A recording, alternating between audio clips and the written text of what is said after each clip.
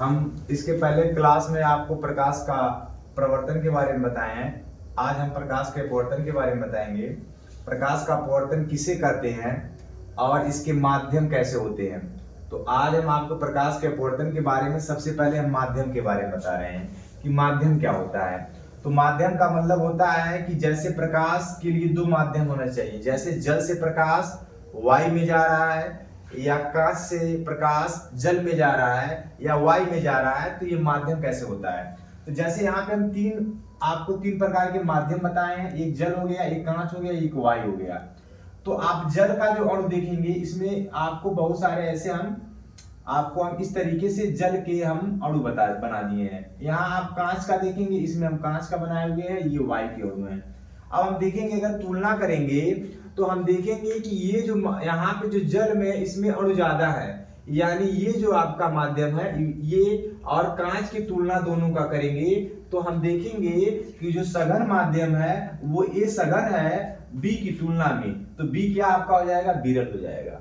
फिर अब हम देखेंगे ए और सी की जब तुलना करेंगे तो ए देखेंगे, ए आपका जल है और जो सी है वो आपका वायु है। ये आप इसमें जब तुलना करेंगे तो जल हमारा सघन हो जाएगा और वायु हमारा क्या हो जाएगा, विरल हो जाएगा।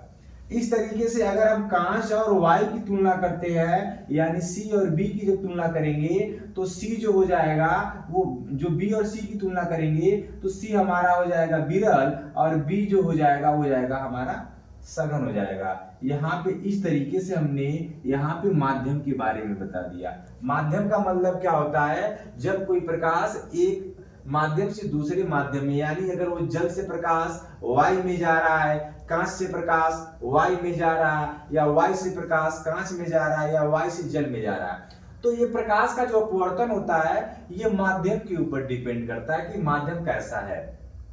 तो यहाँ पे आप जैसे फिगर देख रहे हैं, इस फिगर में हमने ये सघन माध्यम लिया है और यहाँ पे विरल माध्यम। यहाँ पे देखेंगे आप, हमने क्या किया है, दो माध्यम यहाँ पे सघन दिखाया, इधर विरल दिखाया। सघन का मतलब होगा घना हुआ। इस तरीके से मान लीजिए ये आपका कोई माध्यम है, उस माध्यम से प्रकाश जो है वो विरल माध्यम में, मान लीजिए ये आपका कांच है जो आपका सघन माध्यम है इसकी तुलना में, यहाँ ये मान लीजिए आपका वायु है। तो क्या होगा, जब कोई प्रकाश, यानी कि परिभाषा क्या होता है, जब कोई प्रकाश किरण एक माध्यम से दूसरे माध्यम में जाती है, यानी यहाँ से इस माध्यम में जब प्रकाश जा रही है तो यहाँ पे आने के बाद जैसे ही दूसरे माध्यम में प्रवेश करती है तो वह अपने मार्ग से क्या हो जाती है, विचलित हो जाती है।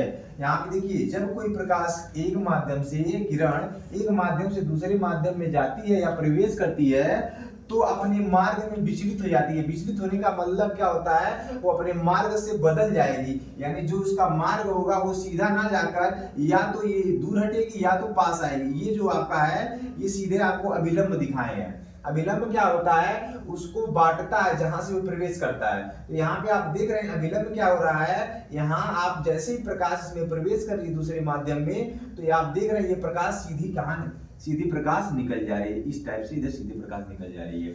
तो ये जो आपकी प्रकाश आती है तो उसको हम आपतित किरण कहते हैं। अब जब वहां से टकराने के बाद क्या हो जाएगी, दूसरे माध्यम में जैसे प्रवेश करेगी तो क्या हो जाएगी, अपना मार्ग बदल लेगी, यानी क्या हो जाएगी, अपवर्तित हो जाएगी। तो ये तरीके से यहाँ पे दो कोण बनेंगे। कोण कैसे बनाएंगे, अभिलंब को आप देखना है, अभिलंब की तरफ इधर I बनाएंगे, इधर अभिलंब की ओर R बनाएंगे। अब देखेंगे ये जो कोण है ये छोटा है और ये कोण जो है आपका वो बड़ा है। यहाँ पे आप देखेंगे, यानी कि जब वो विरल माध्यम में जाएगी सघन माध्यम से, तो प्रकाश जो किरण होगी वो अभिलंब से दूर हटेगी। और यहाँ पे देखेंगे दूसरे तुलना में आप देखेंगे ये वाला जो आपका दूसरा नंबर का फिगर है, इसमें वायु से, इसमें जो वायु है, वायु से प्रकाश जो है वो या कांच में आ रही है, जल में आ रही है। जब वायु से प्रकाश जब दूसरे माध्यम में यानी सघन माध्यम में आएगी तो वो अभिलंब की ओर आएगी, अभिलंब के पास आएगी। देखिए ये अभिलंब के पास आ रही है प्रकाश किरण। जब अभिलंब के पास प्रकाश किरण आएगी तो यहाँ पे दूर हटेगी। तो आपको बहुविकल्पी में इस तरीके के फिगर देंगे और उस फिगर में आपका आपतन कोण जो होगा वो आपतन कोण I दिया रहेगा और अपवर्तन कोण जो होगा वो R दिया होगा। अगर अपवर्तन कोण बड़ा है बड़ा किसमें है, यानी यहाँ पे है, यानी सघन माध्यम से जब विरल माध्यम में प्रकाश जाएगा तो जो अपवर्तन कोण होगा वो बड़ा हो जाएगा। आपको फिगर देखकर और कोण देखकर बताना पड़ेगा कि किस माध्यम में प्रकाश जा रहा है। यहाँ पे देखेंगे, यहाँ पे क्या है, यहाँ पे जब आपतित किरण आप देख रहे हैं, जो आपतन कोण है वो आप देखेंगे, आपतन कोण यहाँ पे जो है वो आपको बड़ा दिखाई दे रहा है, और यहाँ पे जो अपवर्तन कोण है वो आपको छोटा दिखाई दे रहा है, आर, यानी अभिलंब के पास, यानी छोटा कोण आर हो गया।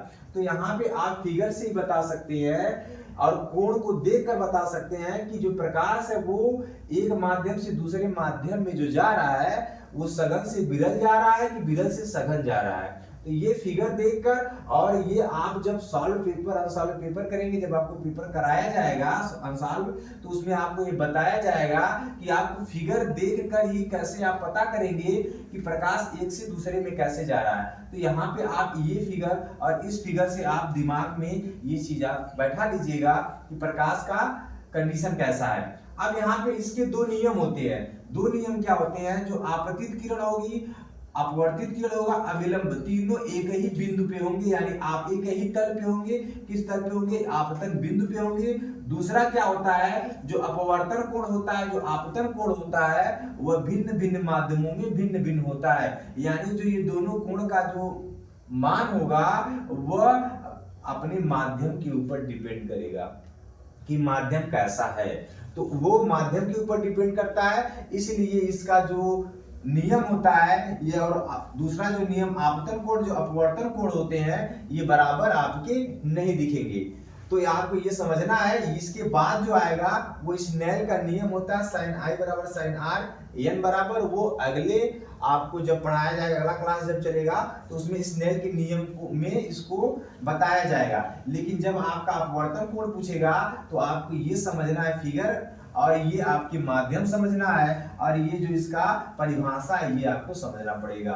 तो ये आपका परिभाषा रहा, ये आपका फिगर रहा, कैसे दो तरीके का ये बना रहा है आपतन कोण अपवर्तन कोण के बारे में। ये बस आज के लिए इतना ही, बाकी अगली क्लास में हम आपको इस नियम का नियम बताएंगे।